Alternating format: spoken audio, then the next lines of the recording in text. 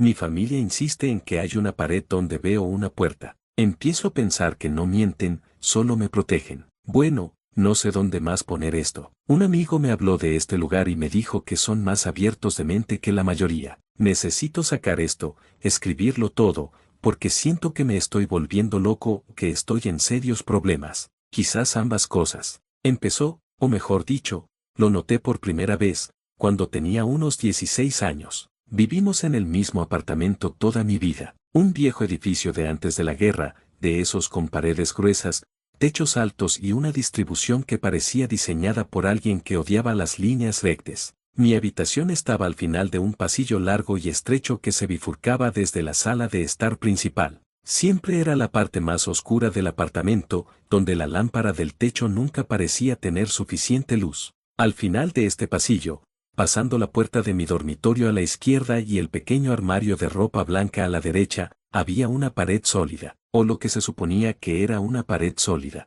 Excepto para mí, no lo fue. Para mí, había una puerta. No era recargada ni inquietante. Era todo lo contrario, casi peor. Era una puerta de madera sencilla, de paneles planos, pintada del mismo tono blanco roto especial para caseros que todo lo demás. Pero estaba mal. El marco era demasiado fino, el pomo de latón estaba demasiado deslustrado comparado con los demás. No encajaba. Sabía, con esa profunda e instintiva certeza que no se puede explicar, que si medía el exterior del edificio y luego el apartamento de mi familia, habría un espacio sin contar, un espacio del tamaño de una habitación. La primera vez que intenté abrirlo, solo sentí curiosidad. Había caminado por el pasillo para ir a mi habitación y simplemente, me detuve frente a él. Extendí la mano, mis dedos envolvieron el metal frío y liso del pomo. Era real, lo sentía sólido bajo mi palma. Antes de que pudiera girarla, la voz de mi madre rompió el silencio de la cocina. Cariño, la cena está casi lista. ¿Qué haces ahí? Ya voy, grité, con la mano todavía en el pomo. Oí sus pasos, el suave roce de sus zapatillas sobre el suelo de madera. Dobló la esquina y su sonrisa se desvaneció por una fracción de segundo. Era una mirada de inmenso y profundo cansancio. ¿Qué estás haciendo?, preguntó con voz suave. Me preguntaba qué hay aquí, dije, señalando la puerta. No creo haberla visto nunca abierta. Parpadeó lentamente. ¿Viste que se abrió, cariño, esta puerta? Siguió mi mirada, y sus ojos se posaron en el espacio que ocupaba mi mano. Me miró, luego a la pared, y luego de nuevo a mí. Su expresión era de dolorosa confusión, la típica que le darías a una mascota querida que de repente ha olvidado cómo caminar. Estás frente al muro, dijo con voz suave pero firme. Vamos, comamos. Debes estar cansado. No esperó mi respuesta. Simplemente se dio la vuelta y se alejó. Me quedé allí un momento, con la mano suspendida en el aire donde había estado el pomo. Miré hacia atrás. Seguía allí, la puerta, el marco, el pomo. Podía ver las tenues grietas en la pintura. Volví a extender la mano y mis dedos rozaron el yeso frío y texturizado. La puerta había desaparecido. Solo quedaba una pared. Negué con la cabeza, y un sudor frío me cubrió el cuello. Me sentí mareada. Debí de habérmelo imaginado. El estrés de la escuela, quizá. Fui a la cocina y cené, y nadie volvió a mencionarlo. Pero esto siguió sucediendo. Iba por el pasillo y allí estaba. Lo veía de reojo. A veces, me detenía y lo miraba fijamente, intentando que se quedara, para demostrar que no me estaba volviendo loca. Pero en cuanto intentaba concentrarme, en cuanto me comprometía a interactuar con él, alguien intervenía. Mi hermana menor fue la más directa. Una tarde, estaba allí, mirándolo con el corazón latiéndome con fuerza. Ella llegó corriendo por el pasillo, con el teléfono en la mano. ¿Cuál es tu problema?, preguntó sin siquiera levantar la vista. ¿Qué quieres decir? Siempre haces esto, parado aquí como un bicho raro, mirando la pared. Es raro. No es una pared, dije, con la voz apenas un susurro. Es una puerta. Finalmente levantó la vista de la pantalla, con una expresión de genuina molestia en el rostro. Vale, da igual, estás bloqueando el pasillo. Me empujó, su hombro chocó con el mío, y desapareció en su habitación. Miré hacia atrás. La puerta estaba allí, sólida y silenciosa, pero mi papá era el peor. Su reacción no era de confusión como la de mi mamá, ni de enfado como la de mi hermana. Era una ira profunda y silenciosa, una ira que parecía encubrir algo más. Una noche, no pude dormir. El apartamento estaba en silencio, todos estaban en la cama. Salí sigilosamente de mi habitación y caminé por el pasillo. La luz de la luna que entraba por la ventana del salón apenas llegaba hasta aquí, proyectando sombras largas y distorsionadas. Y en la pinambre, la puerta parecía más real que nunca. Casi podía oler el polvo y el aire viciado que imaginaba que había detrás. Respiré hondo y alcancé el pomo. Mis dedos estaban a 2 centímetros de distancia cuando su voz llegó desde la oscuridad detrás de mí. No. Me di la vuelta. Mi padre estaba al otro lado del pasillo, apenas una silueta contra la tenue luz. No pude verle la cara. Yo solo estaba. Vuelve a la cama, dijo. Su voz era monótona, carente de emoción, pero con una fuerza que me heló la sangre. No hay nada ahí para ti. Pero lo veo, supliqué con la voz entrecortada. Papá, hay una puerta aquí. Hay un muro, dijo, y dio un paso adelante. Estás cansado. Tu mente te está jugando una mala pasada. Duérmete, ya. No discutí. Había algo en su tono que me decía que no era una discusión. Corrí a mi habitación y me acosté, temblando. Nunca lo había visto así. No era solo un padre diciéndole a su hijo que se fuera a la cama. Era como un guardia advirtiendo a un prisionero que se alejara de la valla. Fue entonces cuando comencé a escuchar los sonidos. Al principio, era tan tenue que pensé que eran las tuberías o los vecinos de arriba. Un suave rasguño, como un ratón tras el yeso, pero siempre venía del mismo sitio, de detrás de la puerta. Entonces, el arañazo se volvió más frenético, más intencional, como uñas rascando una superficie de madera. Me quedaba despierto por las noches, con la oreja pegada a la pared de mi habitación, intentando comprenderlo. Me decía que eran ratas, grandes, pero sabía que no. Una noche, mientras hacía la tarea, lo oí. Una voz. Era apagada, indistinta, pero inconfundiblemente humana. Un llanto, un sollozo breve y desesperado que se cortó de golpe. Salí disparado de la silla y corrí al pasillo. La puerta estaba allí, blanca y desolada bajo la tenue luz. Apreté la oreja contra ella, con todo el cuerpo temblando. Silencio. ¿Oíste eso? Grité, y mi voz resonó en el apartamento. Mi mamá apareció de la sala con un libro en la mano. ¿Qué oíste, cariño? Gritaste. Un grito. Salió de aquí, de un golpe con la mano contra la superficie plana de la puerta. Suspiró, con la misma mirada cansada. No hay ningún, aquí dentro. Es el apartamento del señor Henderson al otro lado de esa pared. Es un hombre de 90 años. Quizás tenía la televisión encendida. No sonaba como un televisor, insistí. Sonaba como si alguien estuviera herido. Mi papá se acercó y se paró junto a ella. Miró más allá de mí, a la pared, y tenía la mandíbula apretada. Ya basta, dijo en voz baja. Estás asustando a tu madre. No intento asustar a nadie. Te digo lo que oí. Los sonidos se hicieron más frecuentes después de eso. La súplica era más clara. Ayúdame, susurraba, una voz fina y aguda que parecía filtrarse a través de la madera. Por favor, está muy oscuro aquí. A veces era la voz de un hombre, a veces la de una mujer, a veces, sonaba como la de un niño. Yo era el único que lo oía. Intenté grabarlo con mi teléfono, pero solo captaba estática y el zumbido sordo del edificio. Me estaba convirtiendo en un fantasma en mi propia casa. Perdí peso. Dejé de hablar mucho en la cena. Pasaba la mayor parte del tiempo en mi habitación, con auriculares, intentando bloquear los susurros del fondo del pasillo. Mi familia empezó a tratarme como si fuera de cristal. Me hablaban con voz suave y tranquilizadora. Mi madre me dejaba bocadillos en la puerta. Mi hermana dejó de burlarse de mí y simplemente me evitaba. Andaban con pies de plomo, y era sofocante. Pensaban que me estaba volviendo loca. Empezaba a creerles. El punto de quiebre llegó unos años después, cuando volví a casa después de mi primer año de universidad.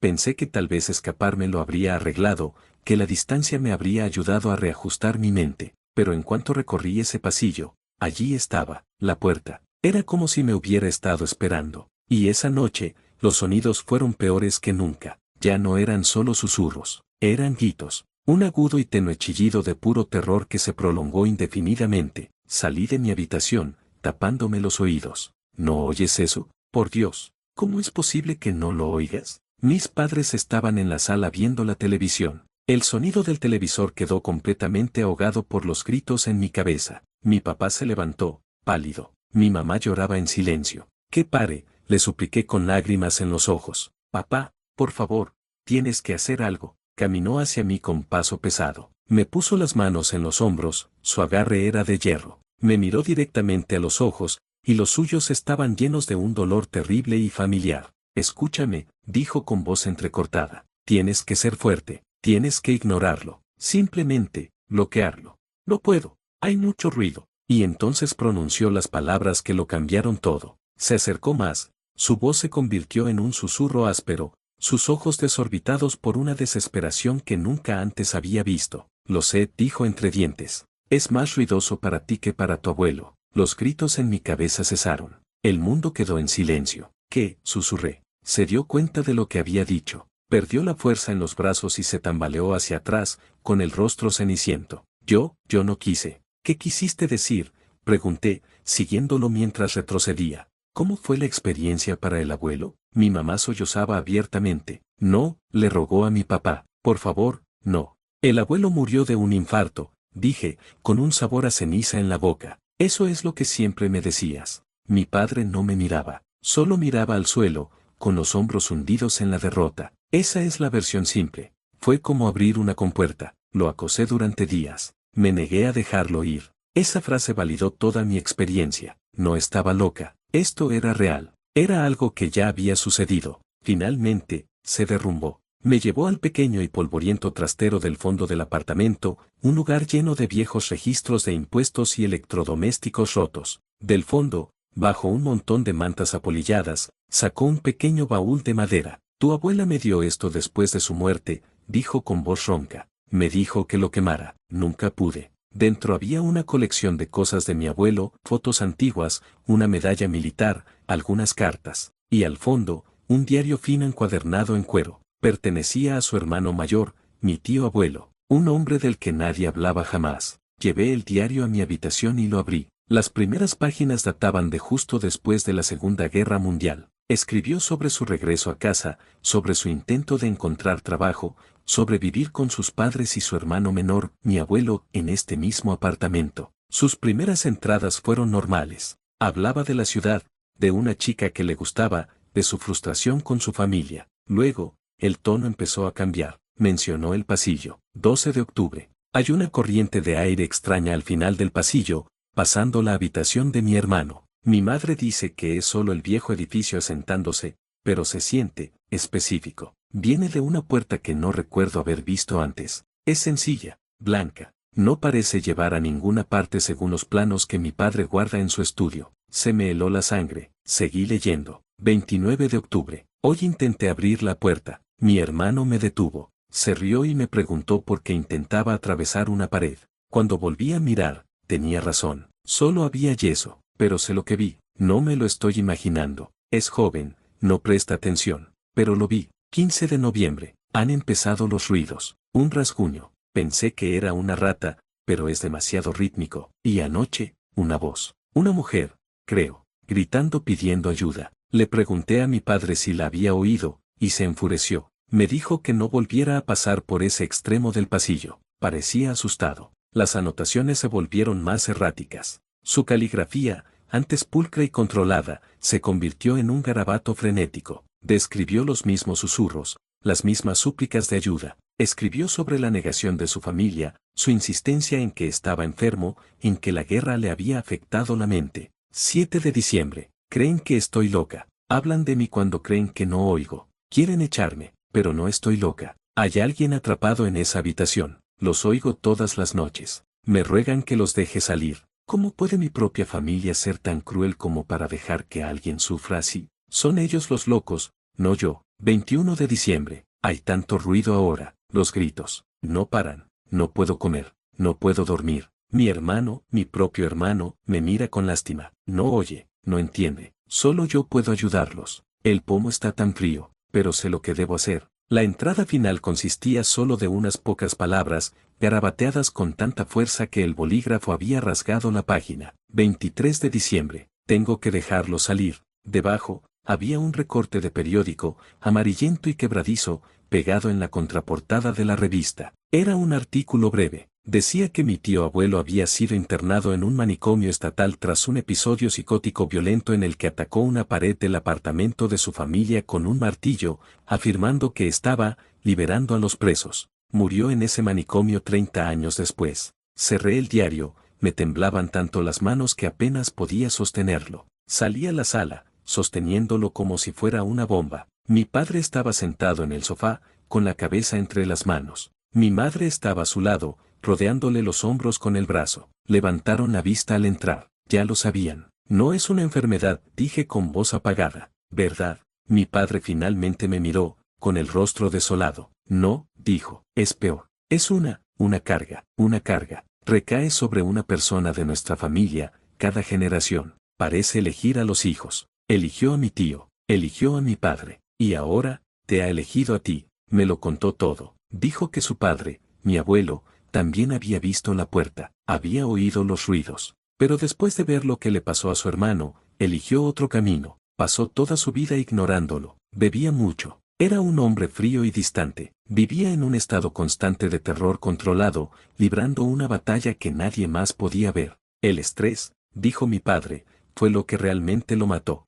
no un infarto. Una vida entera escuchando los gritos tras la puerta simplemente lo había agotado. Es un parásito, susurró mi padre, suplicándome con la mirada. Se alimenta de la atención. Cuanto más te concentras en él, cuanto más lo escuchas, más fuerte se vuelve, más ruidoso. Tu tío abuelo intentó luchar contra él, abrir la puerta, lo consumió. Tu abuelo lo ignoró y lo envenenó por dentro. Yo he tenido suerte. Se me escapó. Nunca lo he visto, nunca lo he oído. Solo podía ver sufrir a mi padre y rezar para que no viniera por mi hijo. Entonces se derrumbó, con toda una vida de miedo y culpa desbordándose. Tienes que ser más fuerte que ellos, sollozó. Tienes que vivir tu vida tan plenamente, tan ruidosamente, que la ahogues. Tienes que olvidar que ese pasillo existe, por favor. Tienes que ser tú quien lo mate de hambre, que lo deje morir. Simplemente vive tu vida y no mires atrás. Lo escuché todo. Oí sus palabras, vi sus lágrimas.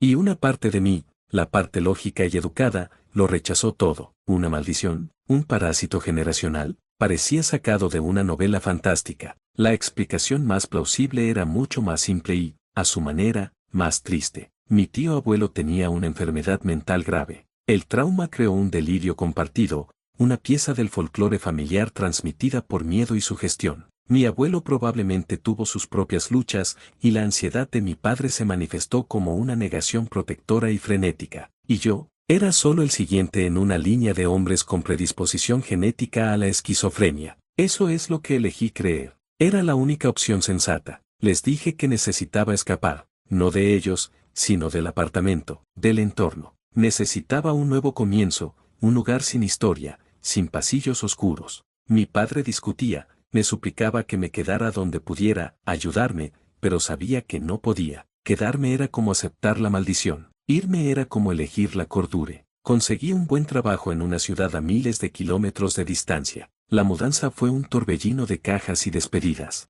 La última vez que vi a mi padre, me abrazó tan fuerte que apenas podía respirar. Sé fuerte, me susurró al oído. No me escuches. Mi nuevo apartamento no se parece en nada al anterior. Es un rascacielos moderno. Líneas limpias, mucha luz natural, todo nuevo. Durante los 2 primeros meses, fue perfecto. Había tranquilidad. Una tranquilidad maravillosa. Dormí toda la noche del tirón por primera vez en años. Empezaba a sentirme normal. Estaba convencido de que había tomado la decisión correcta. Había escapado de la locura familiar. Anoche terminé de desempacar mis últimas cajas. Había instalado mi oficina en la segunda habitación. Era tarde, y caminaba de la oficina a la cocina a buscar un vaso de agua. La sala de estar principal es diáfana, pero hay un pasillo corto que conduce al dormitorio principal y al baño. Es un espacio pequeño y funcional, un lienzo en blanco, y al final, donde se supone que debería haber una pared sólida y sin rasgos distintivos, hay una puerta. Me detuve en seco,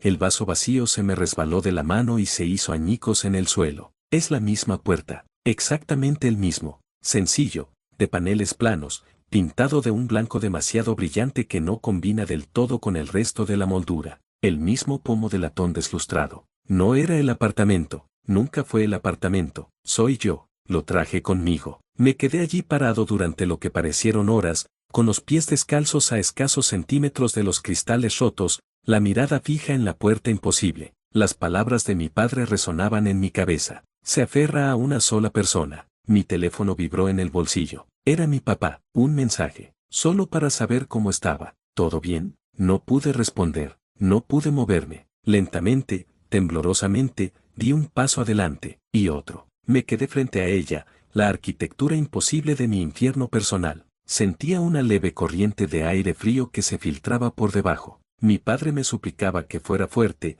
que la ignorara, que viviera mi vida y la matara de hambre. El diario de mi tío abuelo demostraba el precio de intentar luchar contra ella, pero nunca consideraron una tercera opción, ni luchar contra ello, ni ignorarlo. Aceptándolo, me incliné hacia adelante, con el corazón latiéndome las costillas como un pájaro atrapado. Apreté la oreja contra la madera lisa y fresca. Al principio, solo había silencio, un silencio profundo, profundo, más inquietante que cualquier grito. Contuve la respiración, escuchando, y entonces lo oí, un leve rasguño, y un susurro, tan cerca que parecía que estaba al otro lado de mi propia piel. Ayúdame. Mi padre me rogó que fuera lo suficientemente fuerte como para ignorarlo. Mi abuelo fue lo suficientemente fuerte como para ignorarlo, y lo destrozó. Mi tío abuelo fue lo suficientemente fuerte como para luchar contra ello, y lo destruyó. No sé si soy fuerte. Todo lo que sé es que por primera vez en mi vida no hay nadie aquí que me diga que pare. Gracias por quedarte hasta el final. Recuerda que las historias completas siempre están en mi perfil, sin importar en qué plataforma estés. Suscríbete a nuestro canal en YouTube, Historias Curiosas, y síguenos en Facebook como Historias de Reddit. No te pierdas la próxima historia.